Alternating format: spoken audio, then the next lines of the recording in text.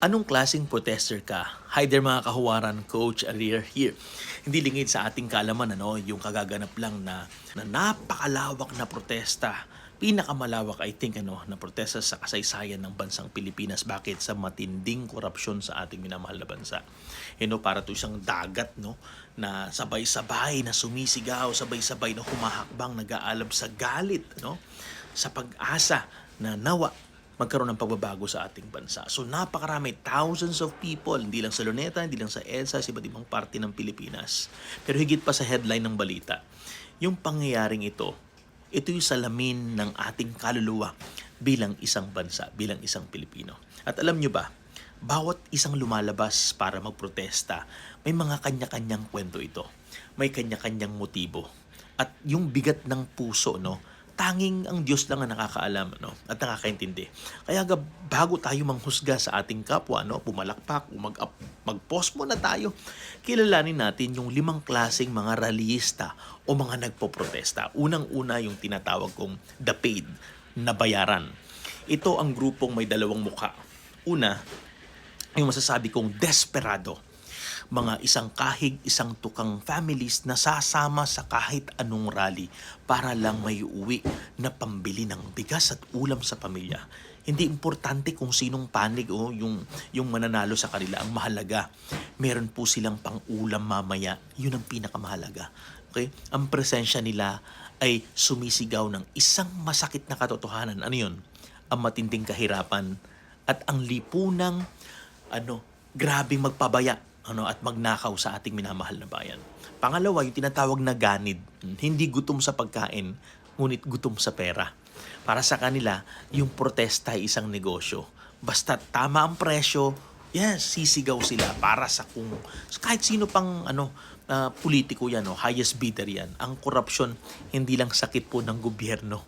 Pwede rin pong tumubo sa puso ng sino mang Pilipino na handang ipagpalit yung integridad kapalit ng cash. Yan. Yung pangalawang klase, yung tinatawag kong the politically colored, okay, or yung mga nakulayan. Ito yung mga rallyista o nagpoprotesta, yung suot yung kulay ng kanilang partido na parang superhero cape ba. Malakas yung sigaw para sa reforma. Oo. Pero sa likod ng mga slogan na yan, may mga estratehiya, okay, na pabagsakin ang kalaban. Pwede namang may halong kabutihan, oo, nandun na tayo. Pero madalas, yung puso, madaling yumuko sa pansariling mga interes. Yung pangatlong klase, yung the stirred up, o yung mga naudyukan. Ito yung mga tao na dala ng ideolohiya o galit. Madalas sila idealistic pero minsan madaling ma-brainwash. Nagsimula sa panawagan ng hustisya pero natangay ng apoy ng galit. So totoo po yung passion nila pero kung walang wisdom, pwedeng maging destructive po ito. Okay? So isang maling spark lang at ang tawag sa katarungan ay pwedeng mauwi sa kaguluhan. At kaya po ganun yung mga nangyayari, di ba? Sa iba't ibang mga protesta. Yung pang-apat, yung the pressured, napilitan. May mga nandun naman po nagrarally, nagpo-protesta kasi napilitan. Bakit? Sinabihan ng boss, sinabihan ng barkada o ng mga kamag-anak. O takot po na ma-miss out, o takot na ma-OP, kaya sumama na lang.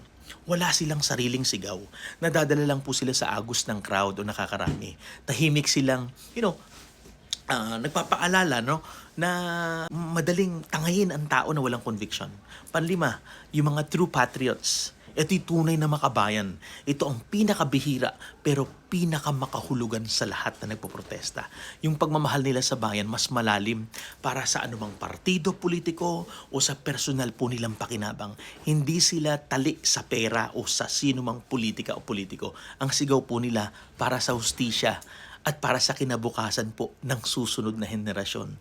Ngayon, mahal kong kahuwaran, ang pinakamalaking protestang ito ay higit pa dun sa headline.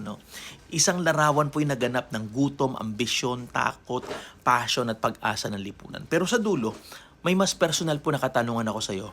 Saan ka, mahal kong kahuwaran? Bakit ka sisigaw? Para po sa sarili mo? Para sa iba? O bigyang karangalan ang Diyos na napakabuti? Sabi po sa unang Samuel 16:7, man looks at the outward appearance, but the Lord looks at the heart.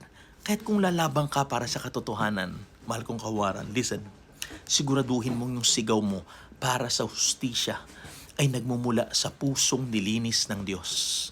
Wala pong mali sa pagpoprotesta, mahal kong mga kahuwaran, kung ito po'y para sa tama at makadiyos. Pero ang tunay na lakas ng isang rally ay hindi sa dami ng sigaw, kundi sa kadalisayan ng puso.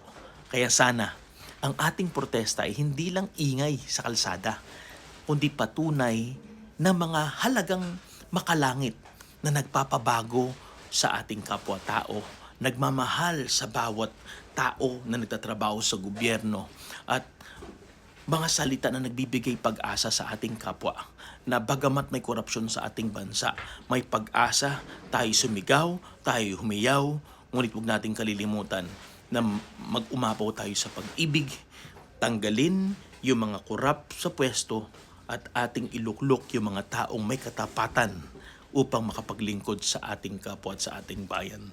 This is Coach Ariel, patuloy nagpapaalala na tayo maging huwaran sa ating henerasyon.